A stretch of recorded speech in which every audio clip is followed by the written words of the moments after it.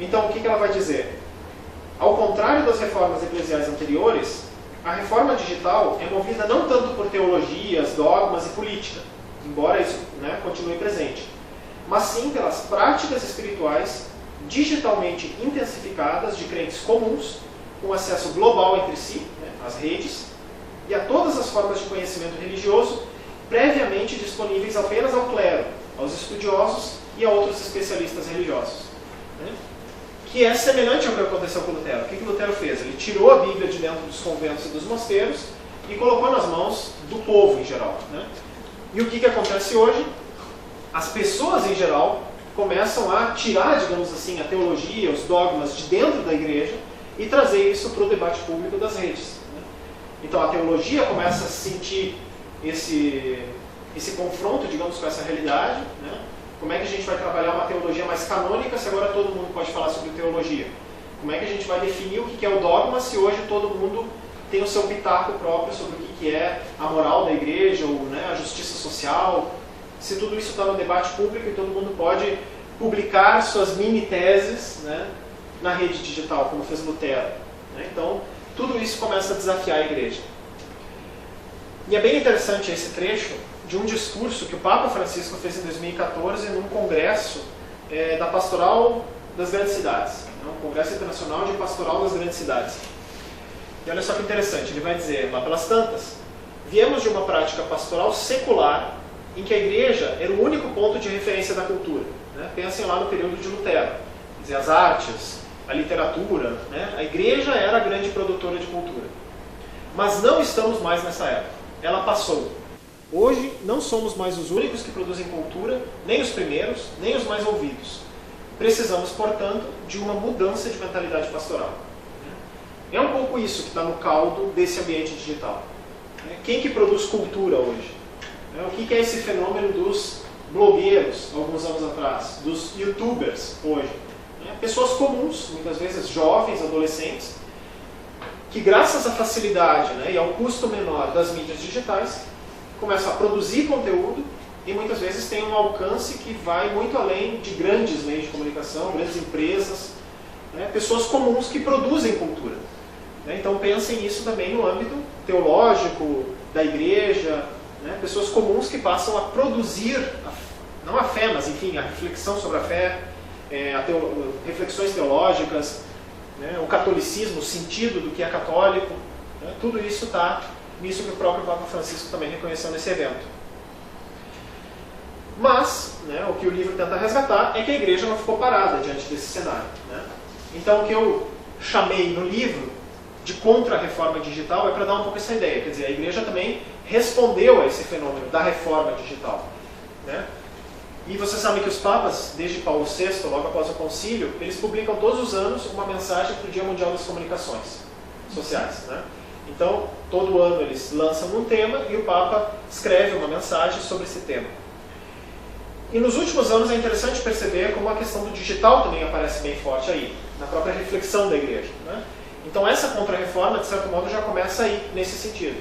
A igreja repensando a sua pastoral, ou repensando as suas linguagens. Né? E na carta de 2011, o Papa Bento XVI vai dizer isso, né? Que a igreja precisa de uma nova maneira de aprender e de pensar.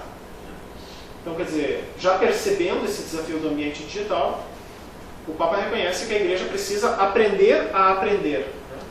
E aprender a pensar também. Pensar o quê? A si mesma, a sua pastoral, a sua missão. Né? Então está tudo em jogo aqui, essas ideias de mudança, de transformação, de revolução cultural. Né? E é interessante aqui que como o Papa João Paulo II ainda, e depois Bento XVI comparam essa mudança, essa transformação, essa revolução cultural. Né? Por exemplo, o Papa João Paulo II, em 2002, ele publicou uma carta sobre a internet. E ele vai colocar a mudança, né, a revolução digital, no mesmo patamar que as grandes descobertas, a renascença, a invenção da imprensa, a revolução industrial, o nascimento de um novo mundo. O Papa vai dizer isso, que a revolução digital pode ser comparada a esses grandes momentos da história. Né? Por quê? Porque ele vai dizer, foram, né, momentos de vanguarda que exigiram novas formas de evangelização. Esses grandes marcos da história Hoje, no ambiente digital, a gente teria também um deles exigindo novas formas de evangelização, né? E o Papa Bento XVI, em 2011, nessa mesma carta, ele vai falar que, assim como a Revolução Industrial produziu uma mudança profunda na sociedade, também hoje a profunda transformação operada no campo das comunicações guia o fluxo de grandes mudanças culturais e sociais. Ou seja, as novas tecnologias, tudo palavras do Papa, estão mudando não só o modo de comunicar, mas a própria comunicação em si, podendo-se afirmar que estamos perante uma ampla transformação cultural. Então, só para dar um exemplo de dois papas que deram a dimensão do que vem acontecendo na sociedade hoje, né? Então, primeiro, essa contra-reforma se deu na reflexão da igreja, né? Eu acho que aqui vem as cartas, ou as últimas cartas que focaram já no título a questão digital, sem contar as outras que tinham outras temáticas e aparecia também a questão digital, né? Então, por exemplo, já lá com João Paulo II, internet, um novo fórum para a proclamação do Evangelho, e nada menos do que 4 cartas de Bento XVI sobre isso. Novas tecnologias, mundo digital, novos mídia, era digital, redes sociais, né? Então a própria reflexão da igreja, a partir dos papas, chamando a atenção, né, das várias expressões católicas de que tem uma coisa nova no mundo aí que nós precisamos refletir. E isso foi ocorrendo também em várias ações, vários gestos da igreja, né? Então vou passar aqui alguns exemplos que nos apontam para formas que a igreja foi encontrando, e aqui eu falo igreja, né, o nível mais alto, a instituição, o Vaticano, a Santa Sé, de como eles foram pensando também essas novas modalidades de comunicação no ambiente digital, né? Por exemplo, um deles, o primeiro site do Vaticano, né? Nem era essa interface aqui, era mais antiga ainda. Mas foi ainda lá em março de 97. Né? A internet do Brasil, acho que chegou em 94 ou 95. Né? Então, já desde o início da internet, a Santa Sé já mantinha esse espaço, né? Claro, era bem institucional, duro, digamos assim, né? Para manter os documentos, enfim, né? Aquilo que o Papa publicava era mais um reservatório de informações, né? Uma biblioteca digital da igreja, né? Mas já lá em 97, no início da internet. Em 2001, o primeiro e-mail enviado por um Papa, né? Que foi também, durante uma audiência, lá na sala Paulo VI, também colocaram a mesinha, colocaram, em vez de um tablet, um computador, e o Papa enviaria naquele momento a carta, era uma exortação apostólica de um sínodo que tinha sido feito, eu acho que no ano 2000, não tenho certeza, sobre a igreja na Oceania. Então saiu o documento Ecclesia in Oceania, né? E o que ele estava fazendo aqui era enviando essa carta para os bispos do mundo inteiro via e-mail, né? Então também para mostrar, enfim, uma igreja antenada com os tempos, né? E o Papa, né, já estava bem idoso, mas levou tudo bem no nível da brincadeira, assim, do bom humor, né? Desse gesto dele de enviar um e-mail ao vivo. Em 2009, a gente teve a primeira página do Vaticano no YouTube, na versão em inglês ainda, como vocês veem lá, né? Então também já traduzindo, digamos assim, aquilo que o Centro Televisivo Vaticano fazia. Então aqui a gente pode dizer que temos 2 níveis de tradução, né? Primeiro, a televisão vaticana sendo traduzida para o ambiente digital. Os programas, os vídeos, enfim, tudo que era produzido pela TV começava a ser traduzido na internet, né?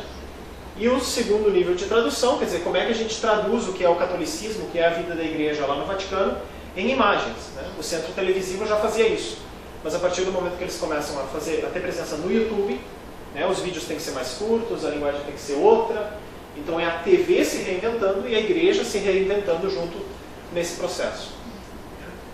2011, então, esse tweet do Papa, naquela conta genérica do Vaticano. Em agosto de 2012, antes ainda do Papa no Twitter, o Programa Brasileiro da Rádio Vaticano criou a primeira página da instituição católica no Facebook, né?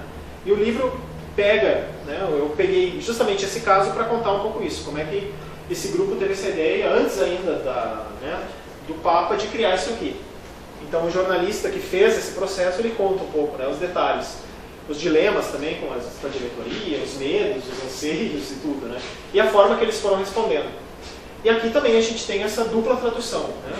A Rádio Vaticano já tem que traduzir toda a tradição, o imaginário católico em sons, né? Em áudio, em programas de rádio.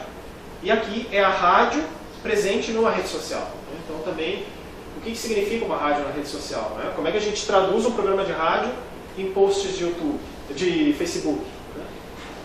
Então é bem interessante como a gente vai percebendo que todo o imaginário católico, a prática católica, a experiência católica vai passando por essas novas modalidades de comunicação. Em 2012, então, o Twitter do Papa, né, o oficial. Então aqui também a gente pode imaginar, né, quer dizer, o Twitter ele oferece um esqueleto, digamos assim, né, que tem a foto do perfil, a foto de capa, o nome da conta, o nome de usuário, uma pequena descrição, né, a possibilidade de indicar um link. Então, quer dizer, para o Vaticano também era essa grande dúvida. Como é que a gente traduz a presença de um Papa dentro desse esqueleto? Que foto vai ser a mais significativa para representar um Papa? Né? Que foto de capa a conta de um Papa deve ter? Né? Qual é o nome que ele deve ter? Qual é a descrição? Né? Então, são pequenas coisas, mas que mostram que é preciso toda uma reflexão também comunicacional para traduzir essa presença institucional aí dentro das redes. Em 2013 foi lançado esse aplicativo, né, que hoje continua mais ou menos, assim, mas enfim, continua existindo, não sofreu muitas atualizações. E é engraçado que o slogan na época, em 2013, era o Papa no seu bolso. Né? Então, leve o Papa no seu bolso, alguma coisa assim. Né? Então, o que está em jogo também quando essa comunicação móvel começa a fazer parte do cotidiano da igreja? O Papa Francisco continuou mais ou menos nessa linha, né, especialmente nessa presença digital. Então, nos grandes eventos, quando ele não pode participar, ele costuma enviar um vídeo, né, para, de certo modo, se fazer presente para aquele público, para enviar a sua mensagem, né, enfim, marcar essa presença, essa proximidade, mesmo que ele não possa estar fisicamente lá. Né. E a primeira delas foi lá em março de 2013, logo depois da eleição, que foi a primeira vez que o Santo Sudário ia ser exposto de novo. Então, ele não foi lá para Turim, onde está o Santo Sudário, mas ele gravou esse vídeo e esse vídeo foi exibido lá nos telões, etc. Né? E foi um gesto que foi muito bem aceito também pela comunidade de Turim, pela igreja italiana, porque, né, o Papa manifestou essa presença mesmo que não estivesse lá. E depois nós tivemos em 2013, como vocês vão se lembrar, a preparação para os 2 sínodos sobre a família. Né? E vocês se lembram, foi lançado junto com o documento preparatório um questionário, né, que foi enviado para todas as igrejas, dioceses, arquidioceses, e a ideia é que essas arquidioceses devolvessem as respostas para o Vaticano. Só que o que várias dioceses, especialmente na Europa, fizeram? Em vez de devolver as respostas para o Vaticano, antes disso, elas divulgaram nos seus próprios sites, para as comunidades locais. Então isso repercutiu muito mal para alguns setores do Vaticano, porque o sínodo, enfim, ele só ia acontecer no ano seguinte. Então era como se o debate do sínodo já tivesse começado fora do ambiente protegido do sínodo, digamos. Né? Já estava se publicando coisas em nome, né, das igrejas locais, das dioceses, sobre as questões da família, sem passar por esse crivo vaticano, né, da Santa Sé. E é interessante que nas entrevistas que eu fiz, aparece bem claro isso. Né? Depois eu acho que vai aparecer um pouco do que o livro aborda, mas eu passei 1 ano lá na Itália e consegui entrevistar, bem no período de transição da antiga estrutura do Vaticano de comunicação para a atual, o Dom Cláudio Mariacelli, que era o prefeito do Pontifício Conselho para as Comunicações Sociais, uma pessoa bem esclarecida, com muita formação nessa área, e que ele dá o contraponto a essa crítica de miopia, porque quem criticou esse tipo de gesto foi o prefeito da Congregação para a Doutrina da Fé, que é o que foi substituído há poucos dias, né, o Miller, o alemão. E ele disse que era uma visão míope da igreja. Né? Deixa eu ver se eu acho aqui rapidinho o que ele vai dizer disso. Ele vai dizer, não há quem não veja a imprecisão e a miopia a esse respeito, né, da discussão da igreja na internet. Do emprego de técnicas de e-mailing para sondar indiscriminadamente na rede, via internet, a opinião dos demais. Bem outros são os fóruns e as ágoras de que a igreja precisa hoje para reencontrar e expressar de modo genuíno aqueles sensus fidei pelo qual ela é em todos os tempos revigorada e rejuvenescida. Então, para ele, esse tipo de postura de ficar publicando essas coisas na internet é miopia. Já o Dom Cláudio, ele vai dizer que não. Palavras dele: não é uma leitura ingênua que a Igreja Católica faz do que está acontecendo nas redes sociais. Todos estamos convencidos dos limites, dos perigos das redes sociais. Mas o Papa Francisco disse: não tenham medo, como disse Jesus aos discípulos, mas que também tem a ver com as redes sociais. A nossa reflexão é esta: consideramos que a rede social é um ambiente de vida onde habitam milhões e milhões de pessoas. E a Igreja tem a consciência de que também a esses milhões e milhões de pessoas, a esses habitantes do continente digital, ela deve anunciar o Evangelho. Essa é uma consciência já possuída, isto é, o magistério da Igreja já recebeu isso e é uma realidade. Para nós, isso é muito importante. Portanto, em relação a isso, não se volta atrás. Então a gente tem praticamente duas visões contrapostas aqui do que está acontecendo nesse fenômeno. Especificamente com relação ao sínodo e aos debates dentro da Igreja.